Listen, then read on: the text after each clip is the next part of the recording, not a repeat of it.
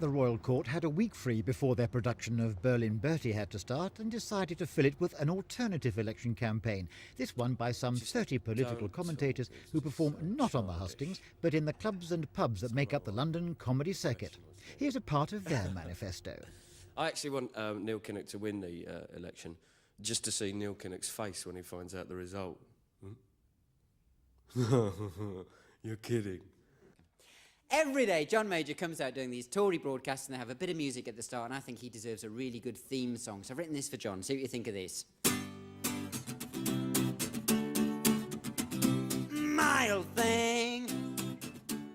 There was a series of burglaries in Westminster, and the Labour Party said, we've been burgled. And people were going, haven't you got an insurance policy? And the Labour Party were going, policy? Mark you, it's not just politicians who get some stick.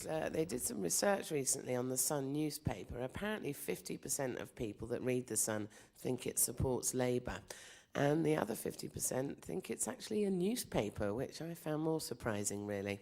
The Royal Court was delighted that the election was called just when the theatre would otherwise have been empty. I think people have often grown to expect political events, political theatre at the Royal Court, but they don't necessarily expect to have an evening of laughs as well. So we're hoping this will change some people's perception of what the theatre's like, as well as give people an evening away from the realities of the election. They're supposed to be funnier than the people that they're satirising. But don't you think that Mr Kinnock and Mr Major and Mr Ashdown could actually be funnier than the lot here are?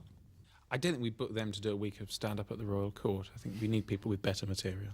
John Major had And loosely based on the general election, never mind the ballot box, which consists of a different show every night, opens tonight at the Royal Court Theatre and runs until Saturday. Christopher Rainbow for Thames News. This media coverage is just not understood by people. A lot of the posters for the various parts.